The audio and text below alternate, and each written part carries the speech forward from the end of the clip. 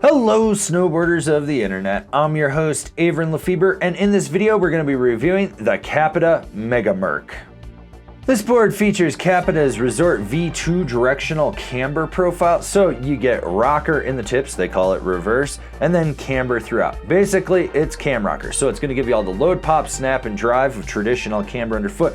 But with that rocker in the tips, it's going to give you ease of entry in and out of turns, as well as just a little more optimal powder float.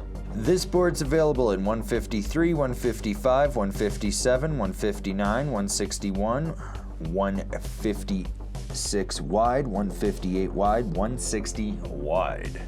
I rode this board at Copper Mountain on a day that was sunny and bluebird, warmer temps. You had soft creamy groomers, hot pow, chopped chunder, slush on the lower mountain, and I rode it with my Rome Black Label bindings and my K2 Thraxis boots. The overall flex of this board comes in just past middle of the road. It's not overly stiff, but it is stiffer. You have more play in the nose and the tail right where that reverse rocker section is, and you can feel it flex right where it meets the camber, and it stiffens up through the middle. The torsional flex matches that. It's easy to engage, but it's got a very snappy rebound to it. When it comes to stability, you're going to get flap in the nose and the tail at speeds, and that slightly resonates to the outside of your foot. Through the middle of the board though, far more stable unless you hit a really big frozen death cookie or you take a very hard jarring hit coming down off something. That you're going to feel. Cruising a groomer, not so much. This board boosts. I cannot stress that enough. When you load the camber section up and you roll back on the tail, it springs. You're going higher and further. Launch that side hit and get high. Going over a roller, make sure there's no one past where you think you're going to be landing because you're clearing them. Family of fat skiers having a reunion, little Timmy fell over. You're not just clearing little Timmy, you're clearing their dad too. It doesn't matter. This board will pop. The more you put in, the more you're going to get out of it. That translates over to jumps. Small, medium, large, it doesn't matter. It's gonna boost. You wanna be laid back, let the lip throw you, you're still making it to the sweet spot on the landing. You load it up, you're going past the landing. You're making your own landing. This thing is taking you straight to the moon. Do not worry about pop with this thing at all. All right, you know you like this review because you're watching it, because you really want this board. So why don't you click like? While you're down there, why don't you subscribe, click the bell, get those notifications. That way you're not missing any of the videos we got coming out for you. You know you want to. So you have those rocker sections, or reverse as they call it, in the tip and the tail. That's where you ideally want to get your weight over and lock into. One thing I'll note, having ridden a few versions of this, I feel like the sweet spot's actually gotten bigger. It's easier to engage this. It still needs to be pressed into with a little bit of force and a little bit of weight, and when you do, you're gonna lock in and be able to hold it. When you go to disengage it, you're gonna feel that snap. So pop a 180, land on that nose, press into it, pop right back out, land on the tail, and do a tail ride with it. I'm not talking tail press, a tail ride. It's not quite a wheelie, it's not quite a press, it's just a tail ride. You can swizzle and sizzle with this thing if you know what you're doing. And that kind of translates over to how this thing jibs. Would it be my first board to jib with from Capita? No, probably wouldn't even be my third or fourth.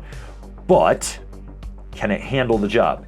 Yes. So you got those sweet spots. They lock into presses and they're gonna get you to the end of the feature and you're gonna be able to snap out. When you go sideways, there's just enough give through the camber section to cradle around. It's not gonna clap out. Now, if you come down from the top rope and you go to disaster, is that gonna be bad? Could be. I don't know how much you weigh, but if you're one of those big fellers, you might snap it. I don't know. You might not. Kind of depends on how aggressive you get with it. For me, I'm old as shit. This thing locked in fine and slid just fine. Like I said, not my first choice to jib with, but it gets the job done, and for what I'm doing when I'm tested, it's more than enough. This board is quick, nimble, and smooth when you're getting it from edge to edge. There is a fluidity with this that is unrivaled. It rolls in from toe to heel, back and forth. Short, tight, quick carves, you notice that there's some snap out of them. Medium, mellow carves, you're locked in till you want it to disengage. And deep, hard, aggressive carves, you can lay it over, drive it from the center, push off the tail, and get it to slingshot out of the turn. The one thing that I'll note is that it doesn't feel like it has as much power as previous models. It's kind of been toned down a little bit, makes it a little more approachable. It does not hinder the performance in any way, shape, or form. It just feels like you don't have to be as assertive when you're trying to drive a harder carve. You can be a little more laid back and it's a little more forgiving, but it still works. Overall, this board is a blast to carve on. Rider in mind. So who is this board for? It's for the high-end all-mountain freestyle rider that has performance and drive in mind when they buy their snowboard. Do you like what we're doing over here? Do you want to support us further? Swing on over to Angry Snowboarder VIP and become a member. Sure, I could tell you more here, but I got a video over there that explains it so much better. I love getting on the Mega Merc. It's always a fun ride. I always look forward to it. This board just stands out as a deck that I personally love. I will say that unless I've been eating a ton of muscle cheese and working out more, they really did make the tips softer. I was doing some deep aggressive butters with this thing, and it was really just pressing hard. And I don't remember it doing that on the previous models for me. This was just a lot easier to press with. The snap's good, the glide is great, the edge-to-edge power transmission is amazing. One thing that I will note, if you are a heavier rider and you're looking at this board and you are prone to riding heavier pow and you dig your nose or tail in when you eat shit, look at the tip profiling on this and ask yourself, do I think this is durable enough for my weight?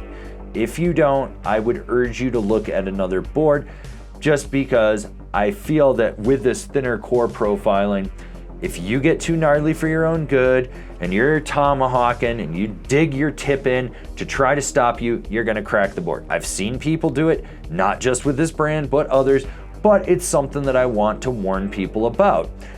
If you have never done that, I wouldn't worry about it. It's one of those things that it's out there. I just want people to be aware of it. Overall though, I still love this board. I think it's absolutely amazing. Comparable boards: the Ride Algorhythm, the Salomon Assassin Pro, the Lib TRS. Binding recommendations: the Union Atlas, the Bataleon Astro Asym, the Nitro Team Pro. All right, this has been my review of the Capita Mega Merc. If you're looking for a binding for it, why don't you go check out one of the reviews for one of the comparable bindings I just mentioned? Maybe that Atlas from Union? Huh?